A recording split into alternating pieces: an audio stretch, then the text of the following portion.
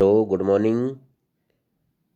Class 8th के chapter number 10 the great stone face second chapter में आपका स्वागत है।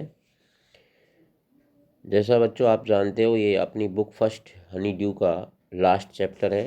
इसके बाद हमारी ये बुक कंप्लीट हो जाएगी। ये ग्रेट स्टोन फर्स्ट आपने पढ़ लिया। इसके बाद आज हम ग्रेट स्टोन सेकंड स्टार्ट कर रहे हैं। समरी के रूप में मैं आपको इस चैप्टर के बारे में बता दूं कि many years past Ernest was now a man of middle age. To his neighbours who never suspected that he was anything more than an ordinary and familiar face. He was only humble and hardworking, though thoughtful person. But what about the old prophecy? Was it over fulfilled? Let us read and find out. जैसा आपने last chapter में पढ़ा कि वो तो इसकी summary के रूप में बताया गया कि बहुत से वर्ष बीत गए। अर्नेस्ट जब एक अधेड़ आयु का आदमी था, अब पहले की बजाय अब वो अधेड़ आदमी बन गया था। उसके पड़ोसियों के लिए, जिन्होंने कभी संदेह भी नहीं किया था कि वह कुछ और नहीं बस एक साधारण एवं अपरिचित चेहरा था, बस मात्र एक नम्र और परिश्रमी, हालांकि विचारशील आदमी था। पर उस प्राचीन भविष्यवाणी का क्या हुआ? क्या वह कभी पूरी हुई?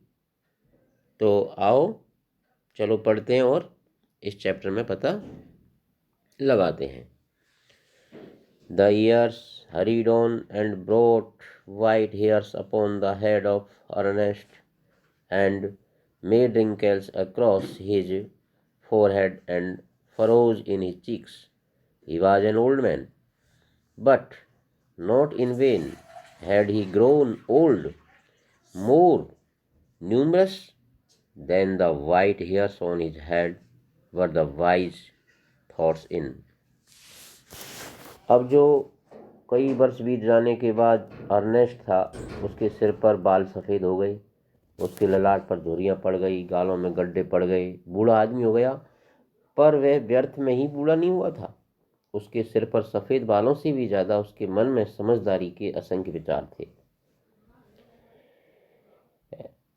His mind and Ernest had ceased to be obscure, unsought for, undesired, had come the fame which so many seek. He had become famous beyond the limits of the valley. College professors and even the active men of cities came from far to see and converse with Ernest, and he received them with gentle sincerity and spoke freely with them of whatever came uppermost or lay deepest in his heart or their own. While they talked together, his face would brighten unawares and shine upon them as with a mild everything light. जब Ernest अब एक अनजान व्यक्ति तो नहीं था, अनचाहे बिना वो इच्छा किए उसके पास वो प्रसिद्धि आ गई थी जिसको बहुत से लोग पाना चाहते थे। वो घाटी की सीमाओं के पार तक प्रसिद्ध हो चुका था। चाहे वो कॉलेज का प्रोफेसर हो, यहाँ तक कोई भी शहर का सक्रिय व्यक्ति हो, दूर दूर से अर्नेस्ट को देखने और उससे बात करने के लिए आते थे, और वह उनका विनम्र सच्चाई से स्वागत करता था। और उसने अपने दिमाग में या दिल की गहराई में अपनी बातों को खुल कर के बोलता था। जब वे साथ साथ बातें करते, उसका चेहरा चमक उठता था। अनजाने में उन लोगों पर शाम की हल्की रोशनी के समान चमक उठता था। While Ernest had been growing old, God has granted new poet to this earth.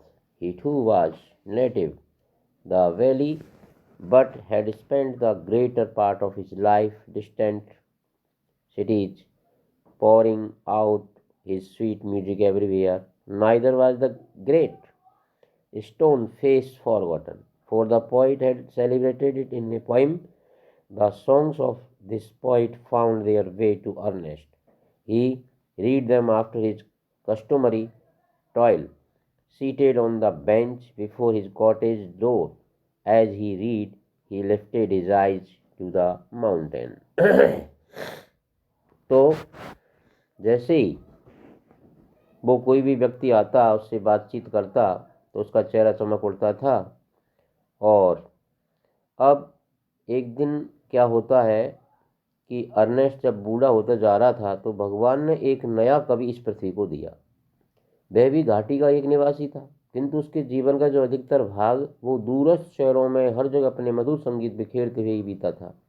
न तो वह महान प्रस्तर चेहरे को भला पाया था, क्योंकि उस कवि ने इसे अपनी एक कविता में स्थान दिया था। उस कवि के गीत अर्नेस्ट तक पहुँचे। वह उन्हें अपने दैनिक काम के पश्चात अपनी कुटिया के द्वार के सामने बेंच पर बैठ करके पढ़ा करता था। जब वो पढ़ता अपनी आंखें पहाड़ की तरफ उठा लेता था। O great stone face, he said, is not this man worthy to your likeness? The face seemed to smile, but did not answer. Now it happened that the poet, though he lived so far away, had not only heard Ernest, but had thought much about his character, and wished to meet this man whose wisdom walked hand in hand with the noble simplicity of his life. One summer day, therefore, he arrived at Ernest's door, where he found the good old man holding a book in his hand, which he read, and then with a finger between the leaves looked lovingly at Great Stone Face. Good evening, said the poet. Can you give a traveler a mite shelter? Gladly, answered Ernest, and then he added, smiling, I think I never saw the Great Stone Face look so hospitality at a stranger. अब जैसे ही वो कवि उस के पास आता है तो वो कहता है, ओ महान प्रस्तर चेहरे, क्या यह आदमी उसके सदृश सुनने योग्य नहीं है? तो चेहरा मुस्कुराता प्रतीत होता था, परंतु कोई उत्तर नहीं देता था।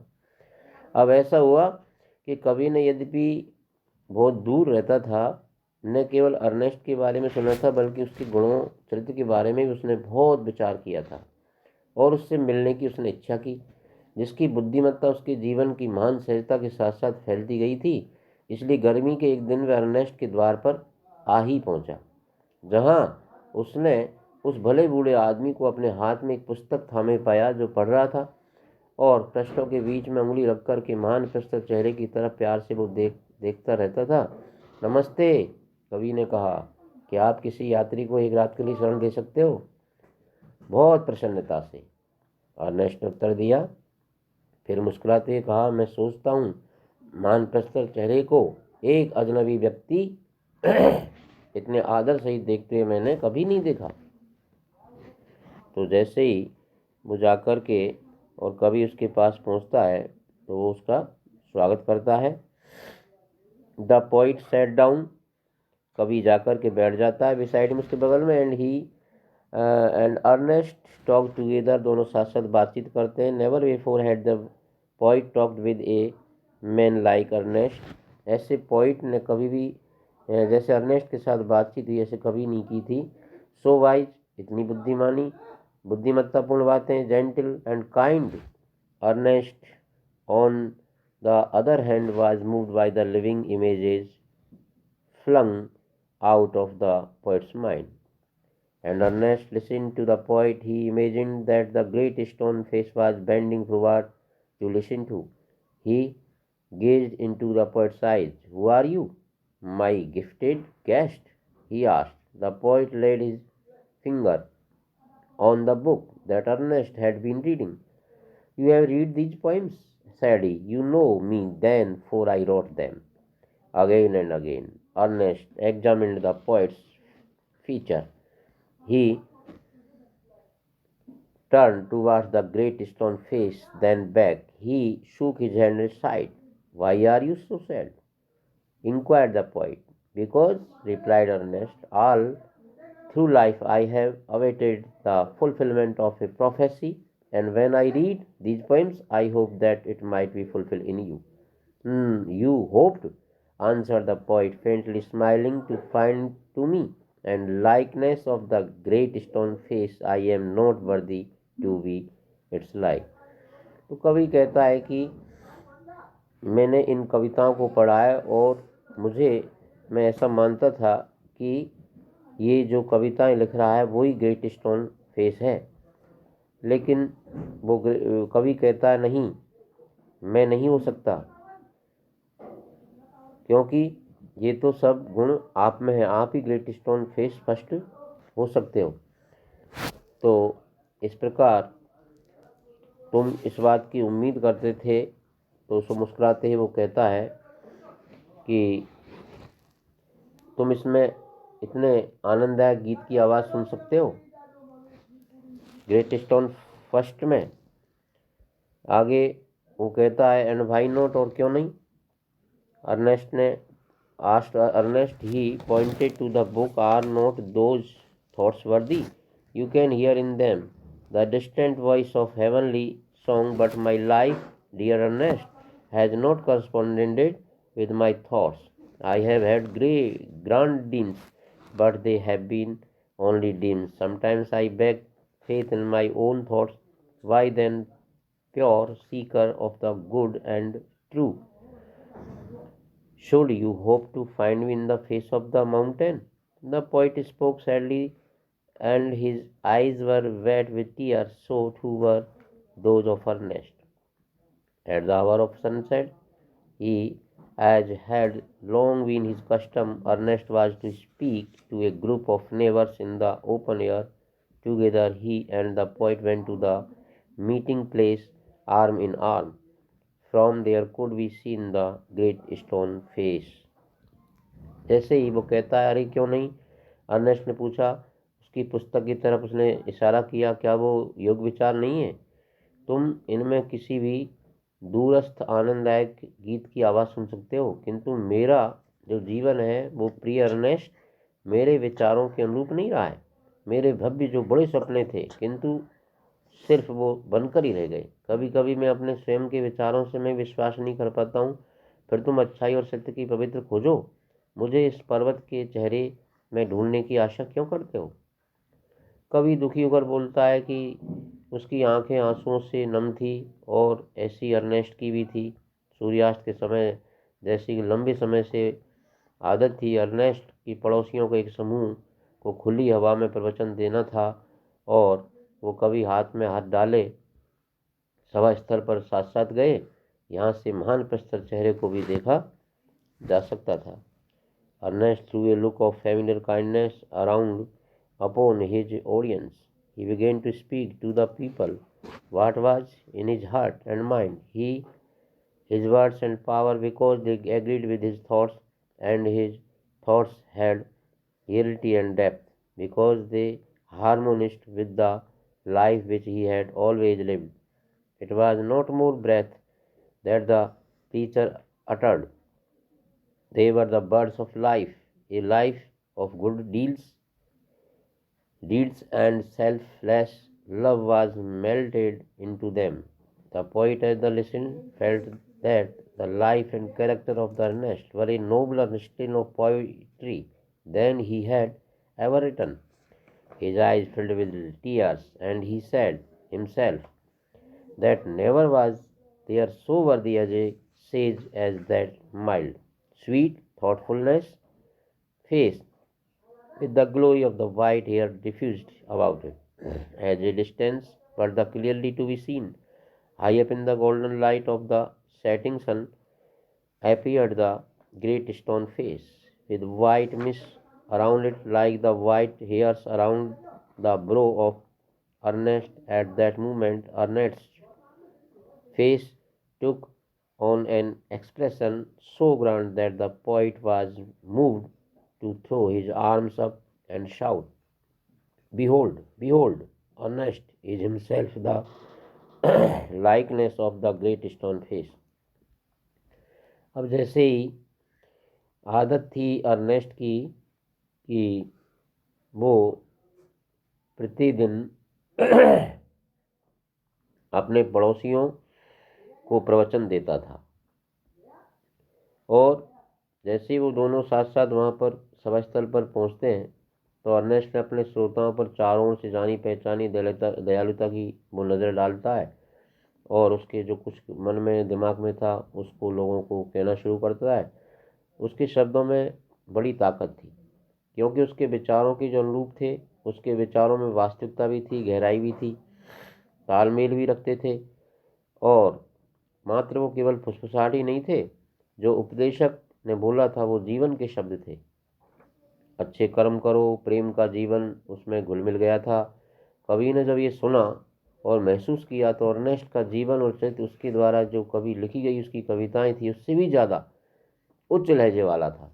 उसकी आंखें आंसुओं से भर गई। उसके आपने अपने आप से कहा कि इतना योग्य संत, जितना वह विनम्र, मधुर, विचारशील, आसपास के फैले सफ़ेद बालों की चमक वाला चेहरा था, वो कभी नहीं हुआ था। कुछ ही दूरी पर स्पष्ट दिखने वाला जो वस्तु था सूर्य की सुनहरी रोशनी में अर्नेस्ट के ललाट पर चारों ओर सफ़ेद बालों की समान सफ़ेद धुंध के बादलों में घिरा हुआ वो महान प्रस्तर चेहरा जो दिख रहा था, उसी क्षण अर्नेस्ट के चेहरे पर एक भव्य सुंदर भाव आया। कभी प्रभावित होकर के और अपने दोनों हाथ ऊंचे उठा करके जोर से चिल्लाया, देखो देखो, अर्नेस्ट स्वयं में महान प्रस्तर चेहरे की समानता है। तब तक लोगों ने देखा और पाया कि कवि ने जो कुछ सुना कहा वह सत्य था। भविष्यवाणी पूरी हो गई थी। किंतु अर्नेस्ट जो कहता था, कहने के उपरांत कवि की बाँह पकड़ी और धीरे से घर की तरफ चल पड़ा। वह अभी भी आशा कर रहा था कि कोई उससे भी अधिक बुद्धिमान और बेहतर आदमी महान प्रस्तर चेहरा जैसा समानता लेकर के कभी न कभी आएगा। Thank you. इस प्रकार ये आपका चैप्टर कंप्लीट होता है। और क्या है कि इसके क्वेश्चन आंसर आपको करने हैं। राइट टू, इसमें ये ट्रू फॉल्स आपको सॉल्व करने हैं।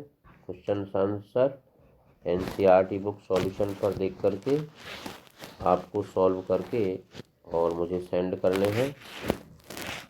इस प्रकार ये आपकी फर्स्ट बुक भी आज कंप्लीट होती है, हनी ड्यू। नेक्स्ट वीडियो में हम आगे सेकंड बुक पढ़ेंगे। Good morning once again.